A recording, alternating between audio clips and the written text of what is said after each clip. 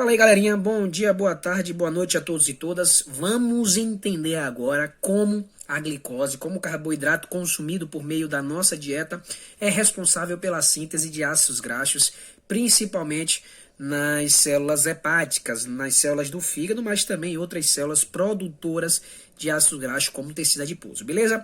Gente, observe que a glicose que é consumida por meio da alimentação, tá? Ela é absorvida no nosso trato gastrointestinal, é transportada principalmente pela veia porta hepática, né, para o sistema porta hepático, para o fígado. Essa célula aqui, né, essa imagem mostra aqui o órgão, né, o fígado ilustrado. A partir do momento em que essa glicose é percebida, é absorvida por este órgão, eu vou ter algumas vias, né, de direcionamento dessa glicose, tá, gente? Eu tenho a via da glicólise, que nada mais é do que o processo oxidativo dessa glicose. É a via que vai produzir energia, seja anaeróbica, por meio da glicólise somente, e aeróbica, né, seguindo aí os seus elementos produzidos, os seus produtos, para o ciclo de Krebs na mitocôndria e também pela cadeia transportadora de elétrons para a produção final de ATP. Ela pode também ser sinalizada para a via de glicogênio, tá? Na glicogênio sintase. Eu vou ter a via da pentose fosfato, que nós vamos abordar minimamente dentro dessa mesma aula. E nós vamos ter também a via para a síntese de ácidos graxos, como é essa. Tá? A partir do momento em que essa glicose ela sofre glicólise, ela entra, sofre a fosforilação na glicose 6-fosfato, ela vai seguir uma via, né, de metabolismo até o seu produto final, que é o piruvato. A partir desse piruvato, gente, eu vou, né, entrar dentro foi ótimo, né? Entrar na mitocôndria, ser transportado para a mitocôndria, onde vai ser alvo de dois complexos enzimáticos. De um lado, eu vou ter a piruvato carboxilase, tá, gente? Que vai ser responsável pela produção de oxalacetato. Do outro, eu vou ter a piruvato desidrogenase, que vai ser responsável pela síntese de acetil-CoA, tá? O que é que eu preciso entender nesse momento? Quando eu tenho níveis aumentados de acetil-CoA dentro da mitocôndria, essa piruvato desidrogenase ela vai ser inibida. Quando eu passo a inibir essa piruvato desidrogenase, eu não vou ter, portanto, a produção de acetil-CoA. Do outro lado, eu vou ter, portanto, a ativação da piruvato carboxilase produzindo oxalacetato. Observe, se eu já tenho muito acetil-CoA dentro da mitocôndria e eu passo a produzir oxalacetato, eu vou ter os dois substratos necessários para a produção do citrato. Esse oxalacetato e esse acetil-CoA eles se condensam formando o citrato. Qual é a função principal desse citrato, gente? Transferir para o citosol, para fora da mitocôndria celular, acetil-CoA e oxalacetato. A acetil-CoA ela não pode ser transportada para o citosol porque ela não consegue atravessar, tá, diretamente essa membrana mitocondrial.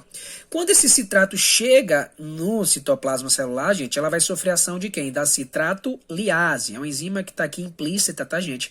Que eu vou, a partir dessa citrato liase, voltar a produzir tanto oxalacetato quanto acetil-CoA. Mas, Luan, qual é a lógica disso? Ela tinha acetil-CoA dentro da mitocôndria, passa a produzir citrato para depois novamente produzir acetil-CoA? Sim, ela não consegue, como eu acabei de falar, a acetil-CoA não consegue sair da mitocôndria de forma livre, de forma espontânea. Ela precisa ser condensada a citrato para no citossol novamente eu produzir esse acetil-CoA. Observe que a partir daqui, ó, eu tenho uma reação que vai dar na síntese de ácido graxo no complexo ácido graxo sintase.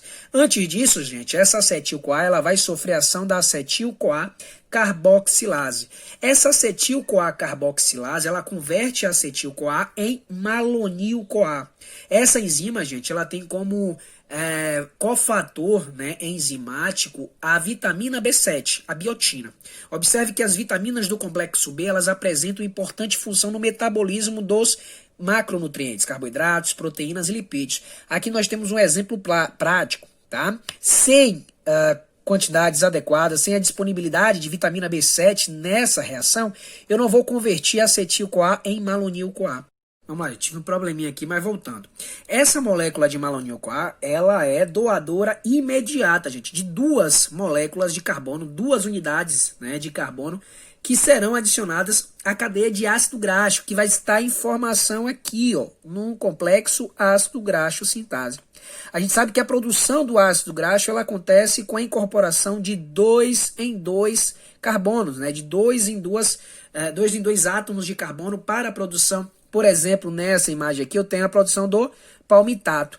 O palmitato, gente, que é um ácido graxo de 16 carbonos, o ácido graxo resultante da via do ácido graxo sintase. Observe que nós temos a participação do NADPH, tá? Esse NADPH aqui, que é um agente redutor, né? Ele doador de elétrons para essas reações, ele veio, né? Ele vem da via da pentose fosfato, ele vem também do processo de reciclagem do oxalacetato, tá? Uma informação importante: a insulina, um hormônio anabólico, produzido principalmente em períodos pós-prandial, com aumento de carboidrato, aumento de aminoácido na circulação, gente, é um fator importantíssimo para ativar tanto a piruvato desidrogenase, tá, quanto a citrato liase aqui no citoplasma. Então, é nesse momento pós-prandial, com o estímulo da secreção de insulina, que nós temos o estímulo também para a lipogênese, tá? Assim como nós temos o estímulo para a proteogênese, assim como nós temos o estímulo para a síntese também de glicogênio, beleza? Então, a partir daqui eu vou ter o que, gente? Palmitato, ácido graxo de 16 carbonos, que se liga ao glicerol 3-fosfato, que veio também da glicólise. Observe que o glicerol 3-fosfato ele é um intermediário da via glicolítica, tá? Que se unirá, então, portanto, né, ácido graxo CoA mais o glicerol 3-fosfato formarão, portanto, o triglicerídeo. Esse triglicerídeo é a forma como o nosso organismo armazena gordura, principalmente em nosso tecido adiposo, e vai ser, portanto, incorporado à apoproteína, né, B100 da VLDL, né, produzindo, portanto, esse transportador, jogando no sangue e desempenhando a sua função. Então, é dessa forma, gente, que nós temos a produção de ácido graxo a partir do excesso de glicose consumido em nossa alimentação. Beleza? Um forte abraço, até a próxima aula.